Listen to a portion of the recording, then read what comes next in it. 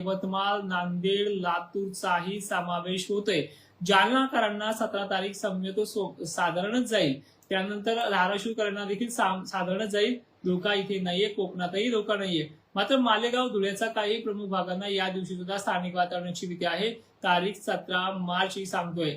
मात्र 17 मार्चला गारपिटीचा रडार पहिला बनतोय, तो जो म्हणजे चंद्रपूर भागांमध्ये, हिंगणघाट परिसरामध्ये, गडचिरोली परिसरामध्ये, तुमसार म्हणजे भंडारा भाग, गोंदिया, नागपूर भाग, नांदेड परिसरातही थोड्या भागांमध्ये माहूर परिसर असेल, किनवट परिसर असेल, धर्माबाद परिसर असेल, या भागांमध्ये ही शक्यता वर्तवतो आहे.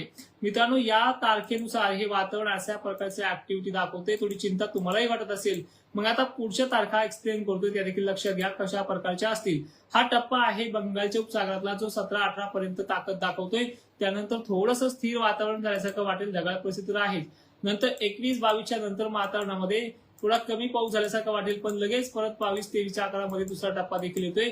चिंता करण्यासारखंच आहे आणि वातावरणाची टक्केवारी 35च्या वर नाहीये. याचा अर्थ तुम्हाला व्हिडिओ मोबाईलवरती आले, पुढे शेतकऱ्यांचं प्रचंड नुकसान झालंय, पण महाराष्ट्रातला 70% शेतकरी या तडाख्यातून वाचेल. 30% शेतकऱ्यांची आणि 35% शेतकऱ्यांची गॅरंटी घेता येत नाहीये. भीतीदायक वातावरण आहे. गारपीट होऊ शकतात, काही ठिकाणी विजा देखील पडू शकतात. प्रामुख्यानं नागपूर एरिया, मराठवाड्याचा पूर्वेकडील भाग, विदर्भाचाही पूर्वेकडील भाग आणि संभाव्य शक्यता असलेला धुळे, जळगाव जिल्हा देखील या रडारवरती आहे. मागच्या वेळी जळगावला धोका मिळाला नाहीये, पण यावेळी धुळ्याकडनं येणारे बाष्प ही मोठ्या संख्येनं असल्यामुळे तिथे धोक्याची शक्यता वाटते आहे. पण टक्केवारी तिथे मात्र काळजी मोठी करण्यासारखी नाहीये. ते वातावरणाचा दाब हा 1-2 ठिकाणी स्थानिक वातावरणामध्ये राहू शकतो. द्राक्ष उत्पादकांना एक विनंती आहे, शेतकऱ्यांचे भाव या अंदाजामुळे जास्त पडत असतील तर तुमचा अंदाज टाळावा की न टाळावा हा कमेंटमध्ये सांगायचा आहे. पण तुमच्या भागाची टक्केवारी सुद्धा कमकुवत आहे, जेणेकरून तुम्हाला सर्वदूर पावसाची नोंद होणार नाहीये. पण मात्र 20 ते 25% व्याप्ती तुमच्या भागात मॉडेलनुसार स्पष्टपणे अभ्यासामध्ये दिसत आहे. यानंतर परिस्थिती आपण जर पाहिली मित्रांनो, की मार्च महिना जसा वातावरण ऍक्टिव्हिटीमध्ये आहे, वारे सुद्धा ढकलण्याचा प्रयत्न करतात. वाऱ्याची ताकद पाऊस आणण्याची आहे आणि ती दुसरीकडे नेण्याची सुद्धा आहे. पण या सगळ्या गोष्टींचा जर विचार केला तर महाराष्ट्रामध्ये गारपिटीचे, वादळाचे रिपोर्ट्स आपण पूर्णपणे तुमच्यापर्यंत मांडलेले आहेत. आता उद्यात आपण प्रमुख भागांची माहिती, ज्यांची आपण ह्या 11 ते 12 दरम्यान काय हाल होऊ शकतात हे देखील सांगण्याचा प्रयत्न करूयात. अहिल्यानगर, छत्रपती संभाजीनगर, सोलापूर, जालना परिसर, बुलढाणा परिसर, लातूर, धाराशिव पट्टा आणि बीड, नाशिक भागांमध्ये ही परिस्थिती पाहायला मिळते. तर ह्या भागामध्ये परिस्थिती काय आहे ते बघून घ्या. यांना 11 आणि 12 तारखेला त्रास नाहीये, 13 तारखेला देखील त्रास नाहीये. 14 तारखेला थोडं त्रासदायक वातावरण काही तुरळक भागांमध्ये राहू शकतं. कारण असं आहे की कोकणामध्ये ह्या टायमिंगला बाष्पयुक्त वातावरणाची आणि ढगाळलेल्या वातावरणाची परिस्थिती राहू शकते. भीतीचा धोका यावेळेस नाही. त्यानंतर 15 तारखेला देखील या भागामध्ये धोका नाहीये. फक्त धुळे आणि मालेगावच्या काही प्रमुख भागांमध्ये स्थानिक वातावरणाची भीती आहे. मालेगावकरांनी गहू 14 तारखेच्या आसपास काढायला आलेला काढून घेणं. टक्केवारी तुमच्या भागात कमकुवत आहे. 1-2 ठिकाणी मोठी अपवाद देखील घडू शकतात. 15 तारखेच्या आणि 16 तारखेच्या रडारवरती 2 अशा गटांमध्ये विभागण आहे. पूर्णपणे पश्चिम महाराष्ट्राचा आभार जो आहे ते खाली ढकलतोय. कुठे? पूर्व विदर्भामध्ये. आता पूर्व विदर्भातही जिल्हे आपण जेमतेम का सांगतोय, कारण की अकोला असेल, इकडे वाशिम असेल, हिंगोली असेल, इथे रडार बनताना दिसतोय, जातानाही दिसतोय, पण पश्चिमी वारे यांना खाली पण ढकलतात. पण एक विनंती आहे, पश्चिमी वाऱ्याचा भरोसा आम्ही ठेवत नाहीये. ते कधी कधी अचानकच चकली मारतात आणि कमकुवत होतात. कमकुवत झाले की ते लो प्रेशर बनतात. त्यामुळे वाशिमकरांना देखील सतर्कतेचा इशारा आणि हिंगोलीकरांना सुद्धा, अकोलाकरांना देखील अमरावती बरोबरच देण्याचा प्रयत्न करतोय. त्यानंतर बुलढाणा जिल्ह्याची एक सिस्टम अशी आहे ज्यामध्ये खामगाव आणि मेहकर हे 2 भाग गारपीटीच्या रडारवरती प्रतिवर्षी येत आहेत. खामगावच्या अनेक भागांमध्ये वादळीची, वातावरणाची आणि गारपीटीच्या मोठ्या संख्येने भडीमार झालेला आहे. यावेळी सुद्धा अशी घटना स्थानिक वातावरणाच्या स्थानिक लेवलला होऊ शकते, पण गावांची संख्या ही कमी आहे मॉडेलनुसार सुद्धा. तर त्याबरोबर जालन्याचा समावेश, मोठ्या संख्येनं ताकदीनं पाऊस नाहीये, पण भीती मात्र जालन्याच्या अनेक भागांना यावेळी सुद्धा तो दाखवणार असेल, जशी पहिल्या वेळी दाखवली होती. मग जालनाकरांना काय नियोजन करायचे? जालनाकरांना एक विनंती आहे, काढायला आलेला माल काढून घेऊ शकता. जो माल काढायला आला त्याचा निर्धास्त राहा, सर्वांना धोका नाही. धोक्यांची टक्केवारी जालन्यासाठी 15% आहे. म्हणजे मागील वातावरणाच्या 5% ऐवजी, जसं मागच्या फेब्रुवारी महिन्यामध्ये 5% जालन्याला व्याप्ती होती, म्हणजे कुठे कुठे तो पाऊस पडला आहे, जसं की परतूर विभागाच्या काही भागांमध्ये, सातकारा टाईपमध्ये. पण यावेळेस ती टक्केवारीमध्ये चक्क 10% वाढ होते. यामध्ये जास्त चांगला माल असेल, काढायला आलाच असेल तर काढून घेणं. ज्वारी उत्पादकांनी ज्वारीचं काम चालू ठेवायचंच आहे, कारण की यामध्ये सर्वांना धोका जालन्याकरांना, बीडकरांना सुद्धा पाहायला मिळत नाहीये.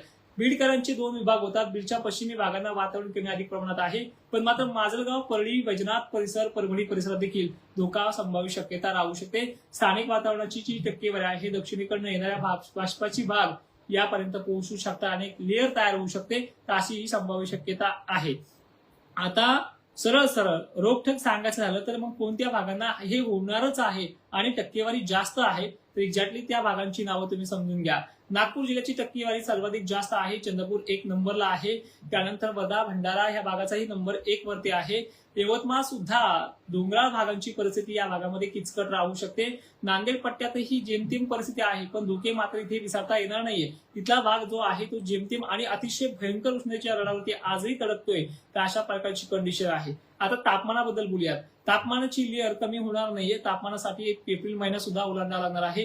एप्रिल महिन्यामध्ये ऊस उत्पादकांना दिलासा मिळू शकतो, ज्यामध्ये वातावरण पावसाचं आणि थंडीचं देखील राहू शकतं. पावसामुळे बनलेल्या थंडीचं असा दिलासा देखील मिळू शकतो. अशा प्रकारची संपूर्ण रिपोर्ट तुमच्यापर्यंत सादर केलेला आहे. आता वेळ आहे तुमच्या कमेंट घेण्याची. त्या कमेंटकडे मी फोकस करतो. घनसावंगी, तेमीर अंतरवल्ल्या, वारं, आभाळ ह्या गोष्टी राहील, पण मोठा धोका दिसत नाहीये. तुळजापूर 16 आणि 25 दरम्यान वातावरण खराब आहे. पश्चिमी वाऱ्याचं गरमीच्या दक्षिणी भागाचा हा लेअर फटका बसू शकतो.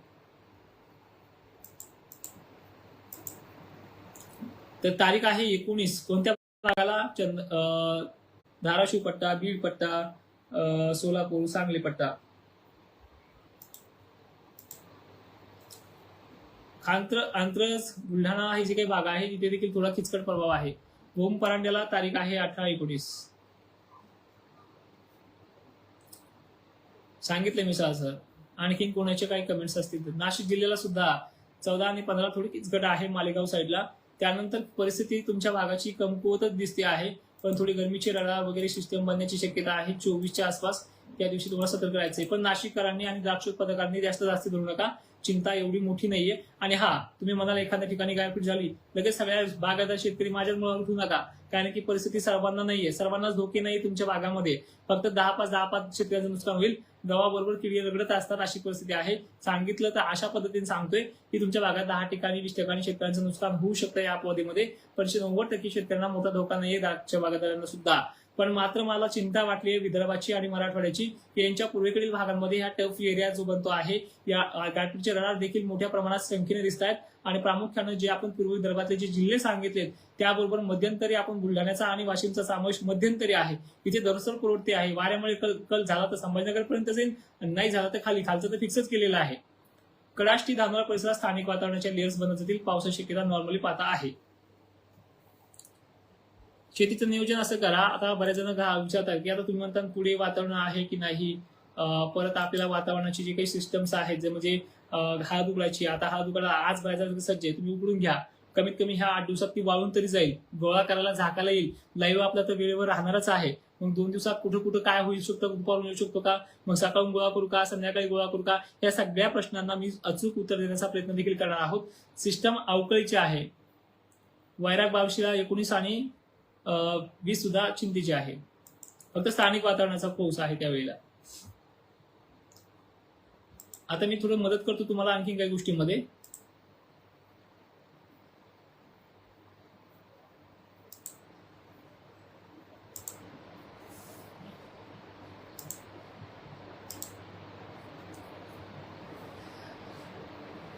सांगली जिल्ह्यामध्ये पाऊस पडणार आहे मित्रा. टक्केवारी कमी आहे, 10-5 ठिकाणी बऱ्यापैकी होऊ शकतो आणि 17-18 पासूनच तुमची सुद्धा व्याप्ती आहे.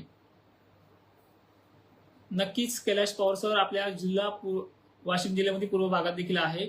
तारीख आहे तुमच्यासाठी 18, 17, 19. मी तुम्हाला एप्रिल महिन्याचा डेटा सांगण्याचा प्रयत्न करायला, थोडासा वेळ द्या मला. मी कमेंट घेण्याचा खूप प्रयत्न करणार आहे.